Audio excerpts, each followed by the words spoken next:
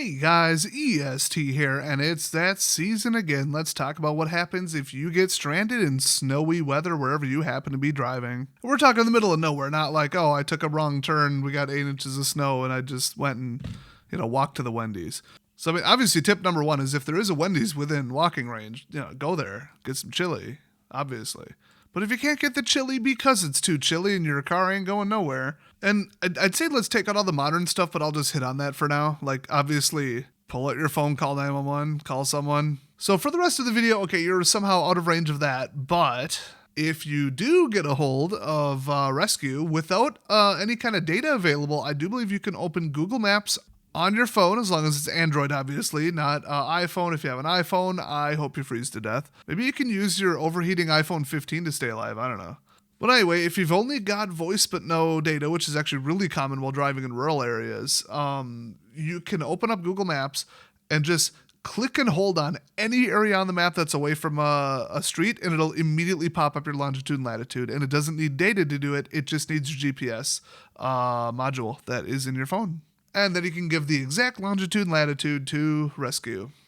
So, okay, sparing that, what should you do? Like, you are going to be sleeping there overnight. There's no way you got to wait for the plows, or you got to, I don't know, even the rescue can't get to you, and they're like, just, stay there.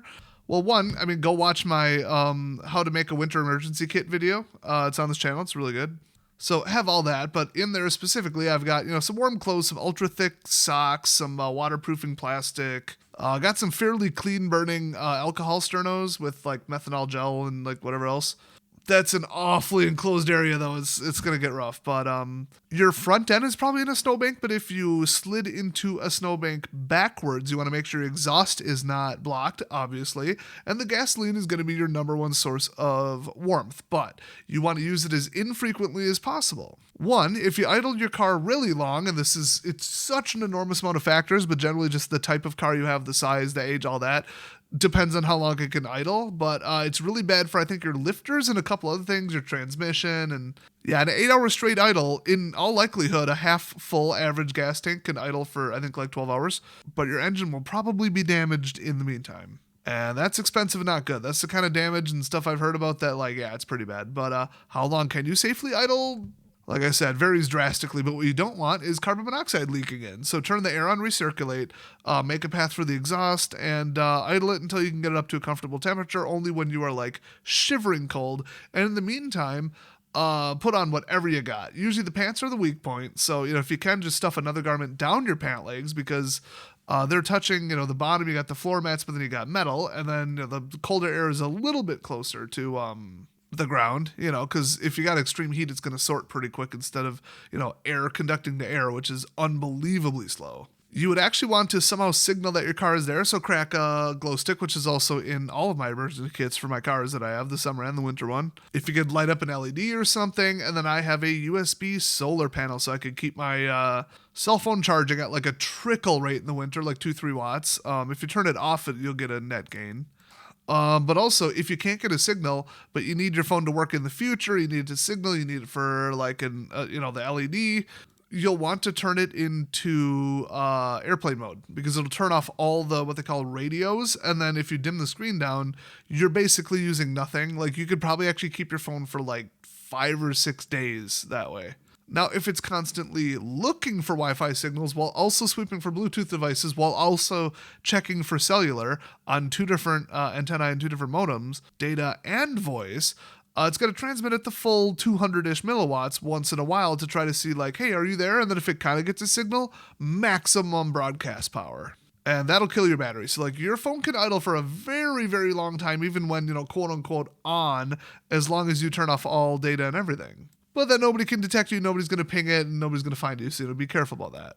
But obviously you could charge it off your car's engine just by spinning the alternator for a little bit, so have one of those good, like, bare minimum 10 watt, preferably like fast charge capable, USB-C, like high-end new stuff, in your cigarette lighter or wherever you got it. I mean, I've got both. I got that and an isolated lithium battery, and that'll charge my phone for quite a while. So in my winter kit, I've got like another jacket, and then you can kind of dress in layers too. So whatever jacket I'm already wearing, I'll put this jacket on over it or under it, probably under it, it's a little bit thinner. And then, like I said, pack my legs. I think I got some long socks that go up to about the knees, which will help a lot. They're wool. But I don't have like full blown like sweatpants or some kind of long underwear or something. But if you got enough of that on, I mean, you could honestly just sleep in that. Like a blanket on top of it would help. But if you get enough layers, you can actually just sleep in like slightly sub-zero temperatures without even running the car. So if it's totaled, the engine totally stalled and that's why you're stuck, well, there you go. As far as digging yourself out, you're going to end up cold, sweating, and wet. It's probably not a good idea. I mean, take a look, and if you're just like, no, I can't do this, I'd still probably try it for like half hour to an hour. And that's just my build, my age, my upper body strength, and all that. That, of course, varies per person. But then you're going to get a runny nose, cold lungs, all this other stuff. And then, like I said, if you sweat, you're going to die because it'll all evaporate eventually. And thermal conductivity, it's bad. Doing physical activity is bad. So if you can get unstuck a couple minutes, but usually if you are stuck, you are stuck. Like if you're on an incline, there's no way. And you got like trash tires, or you're just in like any sedan, basically, like you're in trouble. Yeah, I would wait for rescue and put up whatever, like I said, whatever you can do to signal. If you don't have a glow stick, just something bright. Tie it to the antenna, put it on the roof, find a stick, whatever you can do real quick. I wouldn't necessarily go outside and try to stomp around in like, 6, 8, 12 inches of snow and like find firewood, because that's going to be awful and you're probably going to get like, really, really wet feet. But if you got a fire going cool, it's just almost impossible.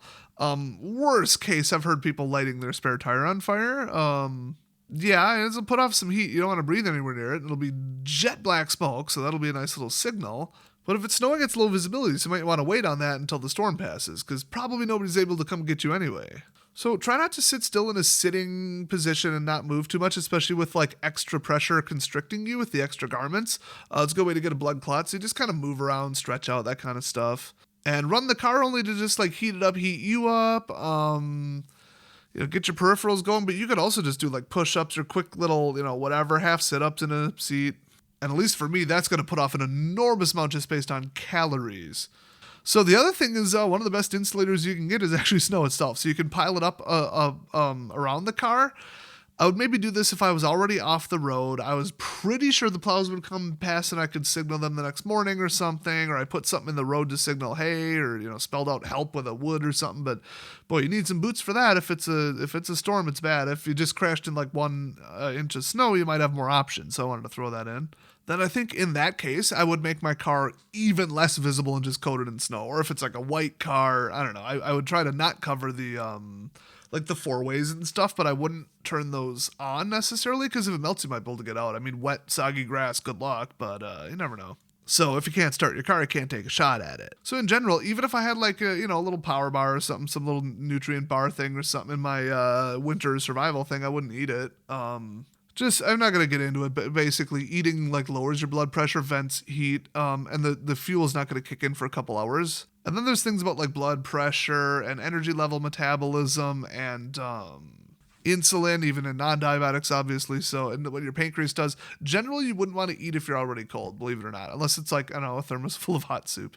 So people say don't eat snow, like melt it first, boil it, and then, I mean, there's no bacteria in snow, let's be honest. If it's white snow and it's off the ground, and then people say don't eat it directly. It'll like cool you down too much, and then you get hypothermic, and it's not worth the water. That is actually completely and utterly false in 99 times out of 100. There are these really rare exceptions, but generally, if you're really thirsty or you're getting dehydrated, you get some snow and put it in your mouth. Like if you had a 64-ounce slushie from a gas station, obviously not a reputable one, I calculated the negative calories are around 8, because one food calorie is actually 1,000 calories, the original unit of like thermal transfer, that kind of stuff. Like how much energy would it take to melt that much slushy? So I mean, if you're already hypothermic, I wouldn't put ice inside your stomach, but you should be able to move around enough and have enough garments and stuff to be good. So just roll the window a little bit or whatever, grab some snow, and you're hydrated.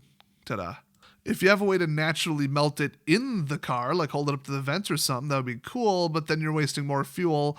And it's like it's taking, I believe, thermal energy away from the air inside the car, which is then going to have to make you colder. So then it's going to come out of your body through the jacket, heat the air till it's like at an, good, comfortable ambient with low transfer. So if it's covered in snow and there's no wind, that's not much thermal transfer. So just saying, so like it's coming out of your body one way or another, just eat the snow.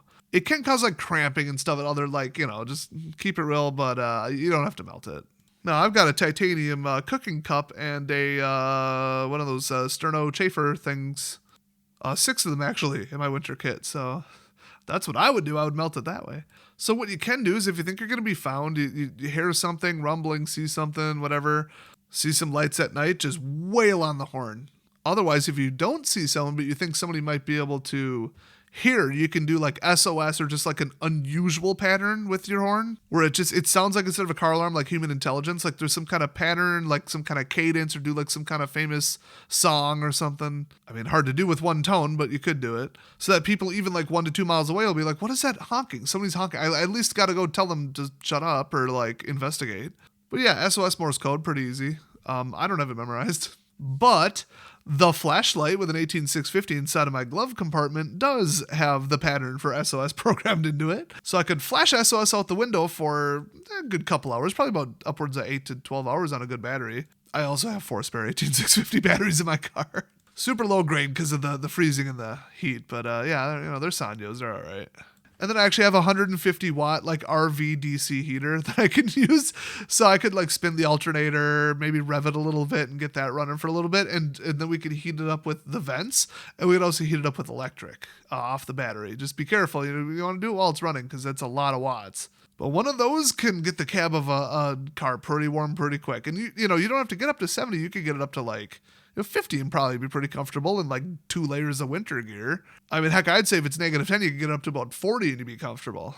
Now remember, worst case, if you're just like, I'm done with the vehicle and we got to make some choices here, you could very much knife open the seats and the padding in it is pretty darn good insulation. You can get all arts and crafts with that and make yourself a full suit of custom insulated armor. So watch your periphery. Obviously cover, the hands, whatever you got to do. Tuck them inside of something. You can tuck them in your pants if you want. It's just, if you don't have gloves or the gloves are wet or they're insufficient or you're getting cold or your lips are cold, just find something to wrap around something, stuff something in somewhere, and just be good to go. And then they say don't sleep, but if you're cozy and nobody's coming, it's overnight, staying awake is actually like more dangerous, and it's gonna burn more calories. That you're not going to easily replace because you go to ketosis, which has a much lower thermal output than, starting the day with like potatoes and noodles or something, So then you'd be tired and cold and you won't be able to go anywhere. But what I would do is probably set my phone to set an alarm, which once again, you don't need data or signal for. I'll just say set an alarm for every 30 minutes for the next 8 hours. And just wake you up and make sure you're not like shivering, delirious, that kind of stuff. You should wake up if you get uncomfortably cold. And if it gets to that point, start the engine, rev it, get the heat going. I got quite a few actually in my winter kit of those hand warmers, like the big ones, small ones, different brands, all that stuff. So that's just high surface area pure iron, and it absorbs the oxygen, so be careful about that, but it turns it into heat. And then instead of trying to heat the air around you, which is going to dissipate quick because cars are insulated like crap, they're just basically made out of heat sink. Just heat yourself inside your jacket and you should be good. I wouldn't have one of those going while I'm sleeping, and they can usually run for 8 hours, so it's like be careful. But you'd probably need, just off the top of my head, 20 to 30 of them to very quickly deplete all the oxygen in a car, and it's probably not airtight. So I still wouldn't sleep with the window open just in case, but I also would not want to sleep with like a couple of them going. So I maybe would pop 1 or 2, just put them on my hands and we're good. So your routine could be like, wake yourself up, very non-restful sleep. You're not going to have much for REM sleep if you keep waking yourself up every 30. Even every hour, you really need 4 continuous to go to REM sleep. So your brain's going to not feel great the next day, but you'll at least have some energy process, some additional glucose reserves, and, that kind of regenerative stuff. So let's say you make it overnight because you crashed in the early evening or whatever, early morning, whatever, and now the sun's coming up. I probably would at that point, if I've been in my car for 8 hours, nobody's coming past, no snow plows, and it's just that bad, I would probably light my spare tire on fire with the blowtorch, it's like a torch lighter, butane torch lighter that is also in my emergency kit and my dash, glove box. Problem is I took mine out for weight reasons, so it's not there. In an extreme emergency, I wouldn't light the whole car on fire, but I'd probably at least try to jack it up a little bit and take the tire off and then light that on fire. you're definitely not going anywhere. And then you get 3 more attempts at it. But, oh, that's expensive. You need new wheels, new tires. Yeah, except it's better than dying. But like, if you're pretty sure somebody's going to come past the next couple hours, that's stupid. But then you also think people are close enough to see the pillar of black smoke, which a couple miles. Better be some clear skies after that storm. Better not still be cloudy, hazy, or snowing. So worst come to worst, you're walking. That's just what it is, and it's going to be tough. Your muscles are going to not feel great, and you want to have some kind of receptacle to maybe melt snow with your body heat, because you might need to cool down your body if it's a little warmer out, or even, I mean, in any temperature. With appropriate winter gear, even one single layer, walking through snow is going to be a nightmare as far as heat. You will start sweating eventually. I mean, unless you're some kind of athlete that's ultra efficient muscles and you're also very lightweight. But you got to improvise some like waterproof boots, just waterproof what you're wearing. Just get some plastic somewhere, trash bag or whatever you could do, leftover, something, shopping bag, I don't know. Try to waterproof your shoes, because that's going to be the rough point. I mean, even if you think they're perfect seal, unless you got boots, which of course there's boots in my emergency kit, yeah, you're going to have a bad time, and it might be snow up to your knees. I mean, if it is, I wouldn't even try it. If I can't waterproof myself, you're going to get hypothermia so quick with soaking wet feet. You just can't get circulation. It's going to continue to cool you off at such a high rate of speed. The thermal conductivity of water is insane. So the number one thing is be able to waterproof your stuff. So I had to do this once ever. I made it 3/4 of the way from my shop to my apartment, which was not very far. I think it was just over a mile. And I had to knock on somebody's door and be all weird and warm up for a couple minutes, because I was getting really bad, because it didn't spring a leak. It was thick plastic that I had at my work, but it was up against the plastic and thermally conducting through it. So it actually didn't really matter if I got it wet or not. So don't go plastic against your skin and then regular winter pants or whatever on top of that, and then just let them get soaked and say, well, it won't soak my skin. It might as well be right up against your skin. That was such a stupid mistake. I should have waterproofed over the insulation, because then I'd be warm and the water would be away from my skin instead of in basically direct contact.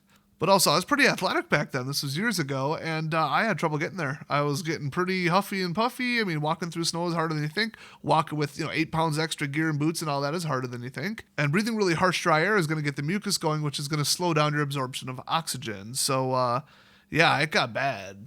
I ended up flagging down a more modified lifted truck, actually, and they gave me a ride down the rest of the street, so that was cool. I don't think I was in real danger. I could have just really dug deep and just upped the rate and just go full sweat it out. Like, my upper body is boiling, I'm sweating, and my legs are absolutely freezing. Let's just go and just dash it. I think I probably could have made it, but that could have damaged my lungs. They're very sensitive to that kind of stuff.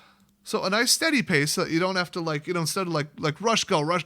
Well, then you're going to sweat. You're going to have to unzip your jacket, the whole dress and layers thing. That applies to physical activity outdoors. And that's going to be physical activity. I wouldn't go as slow as possible, but I'd keep up a comfortable pace that doesn't overheat you. And if you're sweating, stop immediately, vent it, take some layers off, and then go back, because you cannot be wet out there. Also, a paper map. I've got that in my winter kit, obviously, so I would know where I am, what direction I'm going, that kind of stuff. You really, if you think about it, only need to get to cell phone signal, so look around for towers if you can visually see them.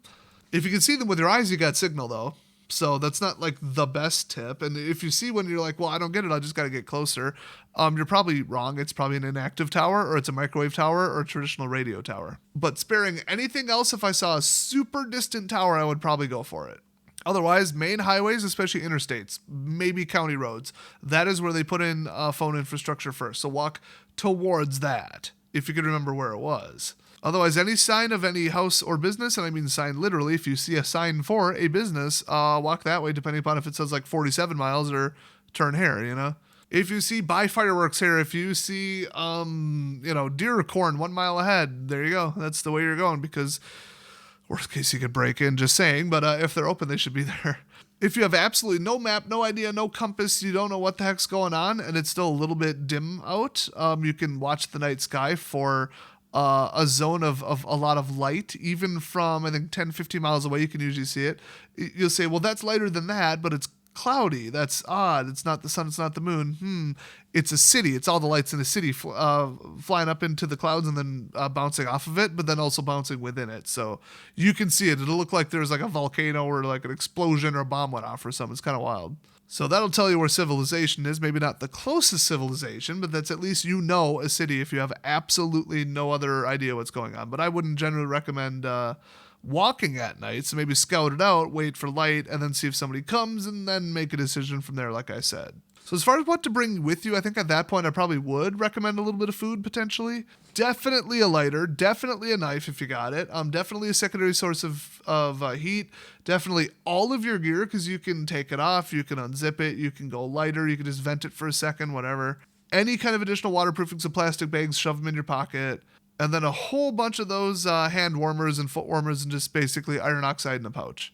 All you can carry from there, you might be walking a while, so that I'd keep it light. I wouldn't go full like survival backpack and bring the whole kit with you. And then some little thing to boil water in or even melt water in. Preferably like a metal thing, an aluminum can, something like that. Actual like one of those little camping cups are nice, just in case you had to like be out in the woods or something and can't find your car back or decide, I don't know, whatever. You just end up not getting where you're going. A shelter in the woods being built is stupider than your car though, so it's like if you think that's an option, I don't know how you're getting out of there like ever, but I'd probably stick with the car until I really need like food and stuff. There ain't a lot of food to go around in the winter. And besides all the stuff I said, I'd probably just bring like a source of light, but you should have your cell phone on you, so you should have that. And then a battery bank to recharge your cell phone, portable obviously, or solar if you absolutely had to. I actually keep just a dummy backup phone in my car, and also not a really good idea. It's in a fireproof bag just in case. That is terrible for a depleted like 5-year-old battery, but it is for emergencies, and I check it about once a week to every 2 weeks, so it should be fine. See a little swelling, see a little issue, check the battery, see a functionality issue, yeah, I'm getting rid of it. And that did already happen once, actually, so yeah, it does happen.